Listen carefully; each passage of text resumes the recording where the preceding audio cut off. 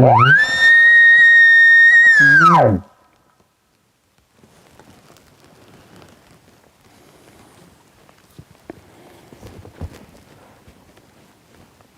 morning time, middle of the rut, and some weather has moved in here.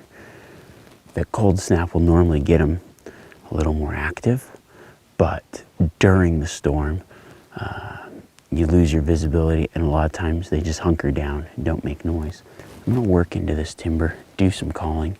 There's some burn scars and some open areas. And then I'm just gonna work into this knob where I know that they like to bed, as long as the wind stays right.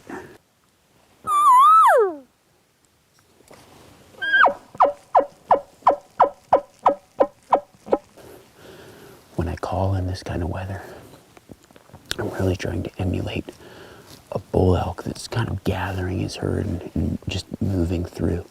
But because he has low visibility or whatever, he's just talking to the cows, trying to keep them together and just move to a new location. So I'll call as I walk, doing a few cow calls here and there. Trouble is, if they aren't responding, sometimes you'll catch them coming in quiet, which is good that they're coming in, but it's really hard to predict what's going on. All my walls are covered in words, and while you sleep, I mark my goals. Stand tall, think clear. Don't let them see a hint of fear. Lines and dots, zoom in, zoom out. Open your window, let them hear you shout. Right on the poles, right on the street. Always remember the future is near. Cut some cords, scratch some scars. Put on your cape and jump from the car. Open your mouth, take a deep breath. Run fast and don't stop at the edge. You can be anything you want. I've got elk close. They just disappeared in the pond. I looked down and saw a track. And I looked up and there's a body right up there.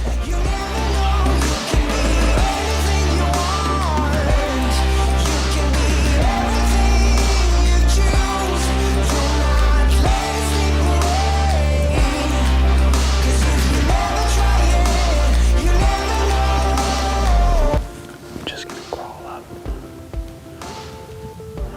There's a whole herd right here. There's gotta be a bull. It's that time of year.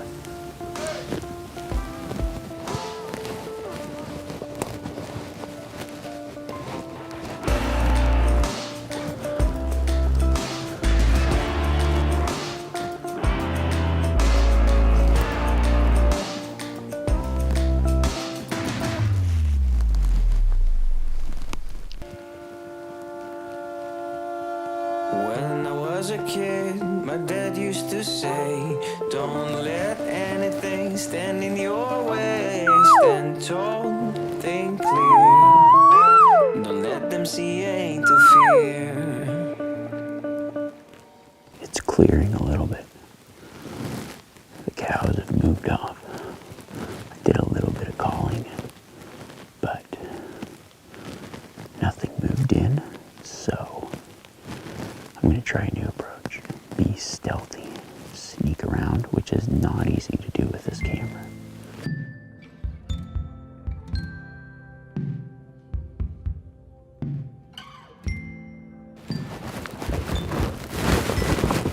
Bogs moving in and out, and I came over here to glass. I thought they'd just completely vanished, and I look over and they're bedded 5 ridges away, 4 ridges away. I hear a bugle, but I'm not going to make any calls because I know where the elk are, and it's just a busy weekend. I don't want to call someone into where elk actually are.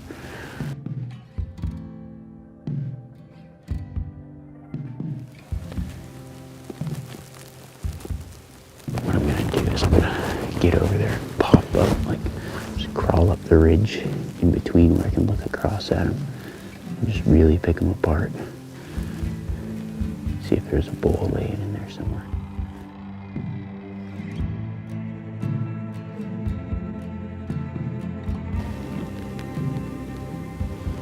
Got those cows bedded on that same ridge across from me. cleared up quite a bit. Just good and bad, I guess. Oh, bull. For me to switch, I have to have a reason for it, not just because something new came out. I shot Hoyt for 19 years. It wasn't going to be a bow I could trust this year. I mean, I shot all the different bow brands. I shot Matthews, I shot Elite, went through the whole list, and Prime stuck out to me. Draw this one back, it's just there. You're not waiting for the wobble to come out of your hand. I drew it back and let it rip, and I was like, dang, order me one. And that was my story with Prime.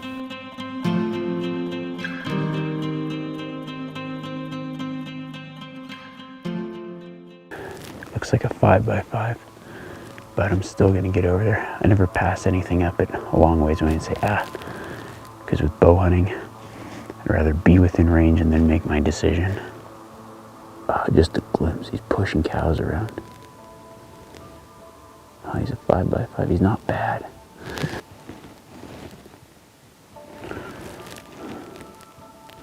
Plus elk is a main staple in my diet, so any bull's better than no bull.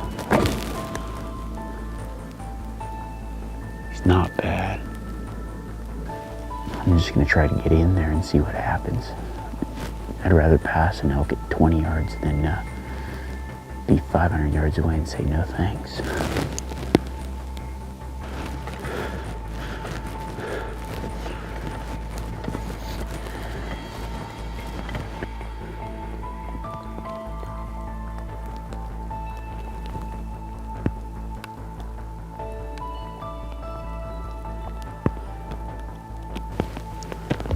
They're right there. 70 yards.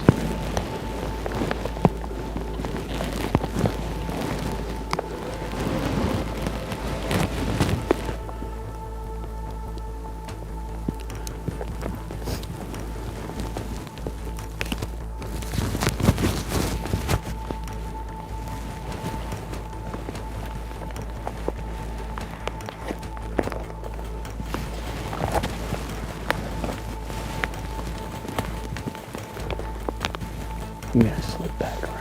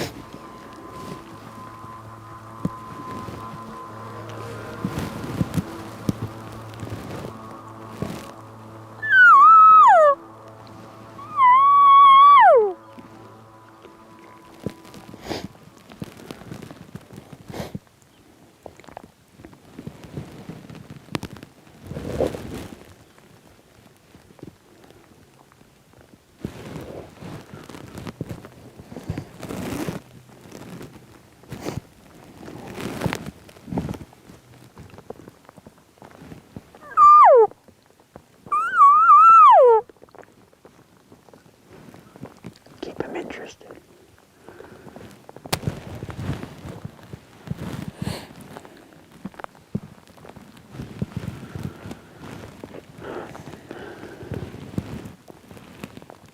It's pretty crazy how so many large animals can just vanish like ghosts. I mean, from 30-something yards away, they just kind of filed off, but not fast, and now I can't find them. They could be here, or they could have just moved over to the other canyon. I don't know. They aren't making any noise, which we might just have to sneak in there and get a shot.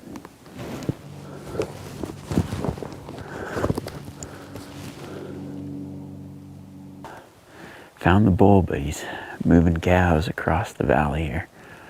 So I'm gonna go grab my stuff, regroup, and make a new play. He's not a bad bull. Mature animal. I actually hear bulls bugling now off in the distance. So it might be turning on, the clouds are lifting. It's cold weather. I've got this group here and another group way over there. So plenty of options. Now that I can see, I might have to look for, try to figure out where the bigger bulls are at. But that 5-point came in, I don't think he would have stopped me.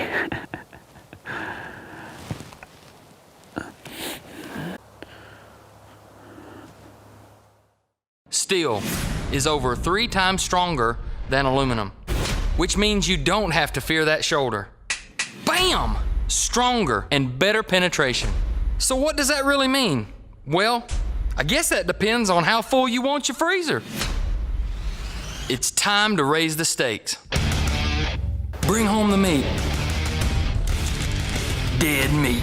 Dead meat. All steel broadhead, 320% stronger than aluminum. All right.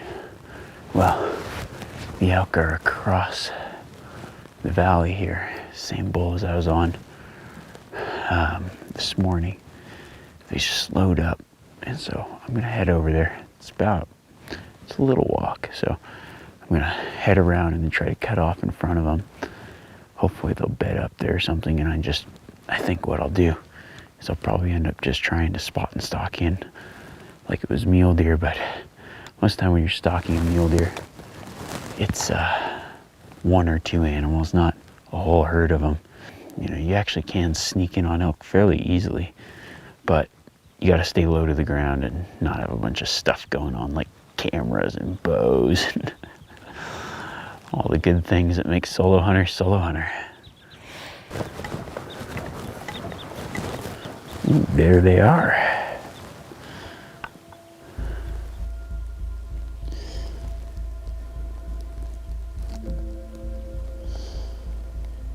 I've got the herd 300 yards away. There's a little bit of an opening that I don't know if I can sneak past. I might be able to put my pack here and crawl.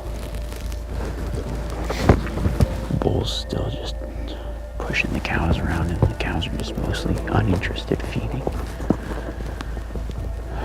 Got a decoy, but I don't know if I'll be able to draw them across the canyon.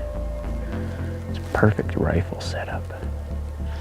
But if I can get in front of them, they should feed right toward me. Yeah, there they go. Here. See, I'm not making this up. Just kidding.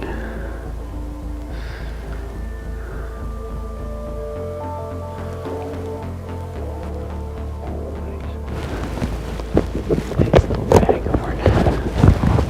Perfect for the freezer.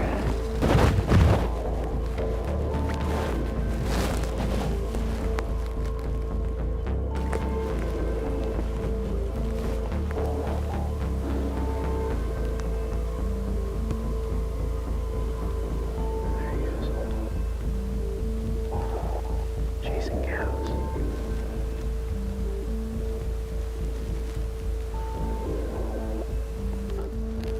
The elk are still up there, but the bull just went and chased the cow off. Got a pretty good seat for the old show that he's putting on. Just kind of running back and forth. Trouble is they aren't in a very good spot anymore. So I think what I'm going to do is I'm going to pull out and come back this evening. Just let him settle down, bed up. It might be a little more active this afternoon.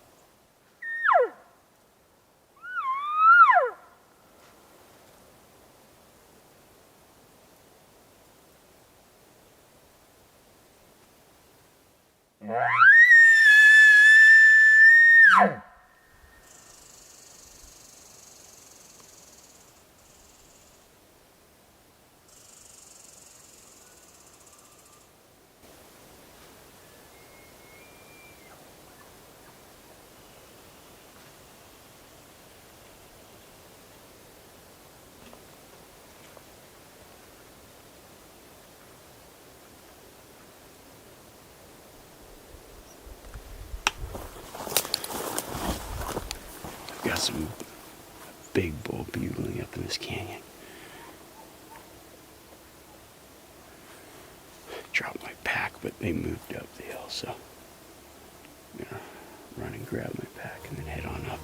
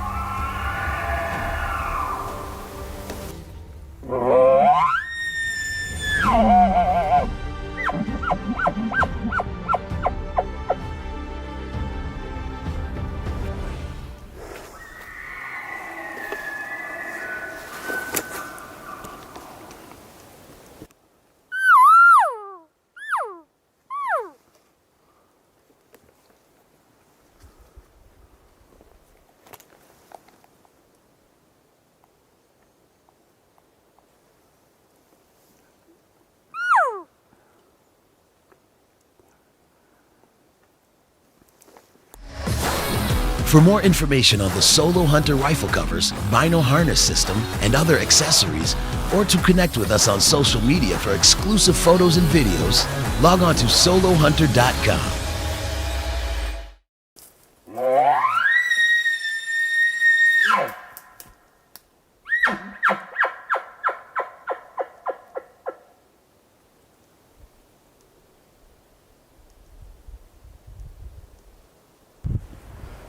It's been absolutely crazy this morning.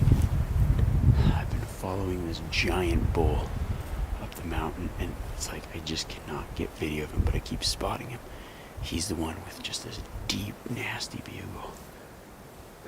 I actually had a satellite bull, which was a nice 6-point come in, and then I hesitated because the big bull was just right in front of me, but on the other side of some trees. So they've split up now. The main group's over there with the smaller, well, decent bulls, but smaller bulls.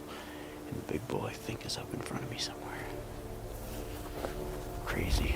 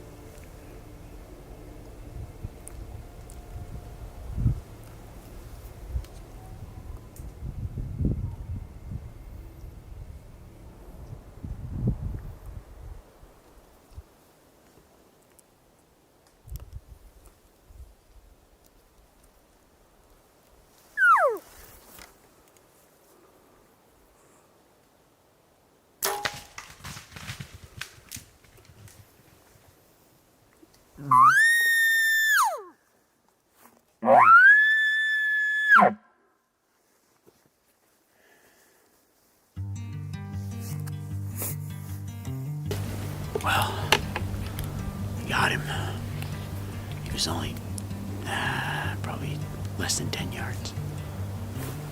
Whew. That was a cool morning. It was pretty intense.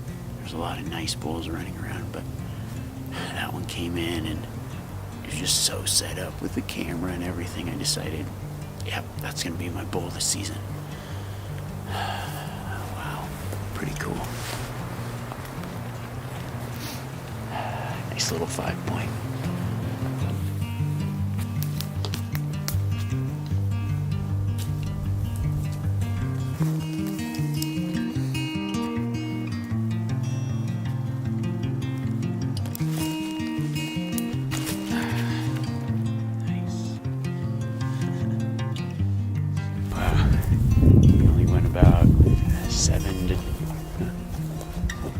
Probably went about 12, 15 yards where I shot. Perfect shot. So cool. There he is. Wow, cool. That's awesome.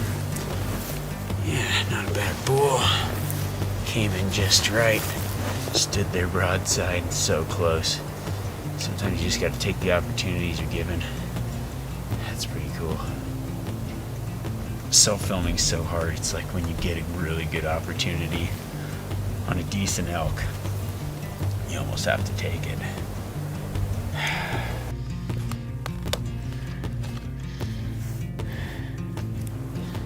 Now the work begins. It's gonna be 2 trips, and I've just got my little day pack, so I've got all the back straps, neck meat, loose meat inside the pack. Then I'm gonna sling a hind quarter over my shoulder, go to the truck, get my bigger pack for the pack frame, and then come back and pack out the rest. So 2 trips, lots of miles, and hard work, but that's elk hunting, man. When I eat this meat, it's like you remember the hard work that you put into it. You remember this challenge of it. You remember sneaking into that animal, and it just makes it all worth it in the end.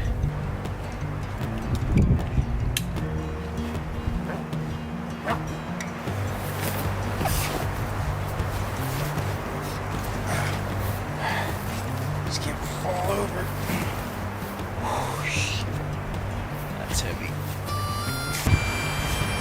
Yeah. Not bad ones to see.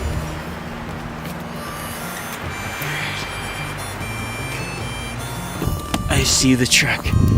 Such a glorious sight. Hip flexors are feeling it. This is a pretty heavy pack.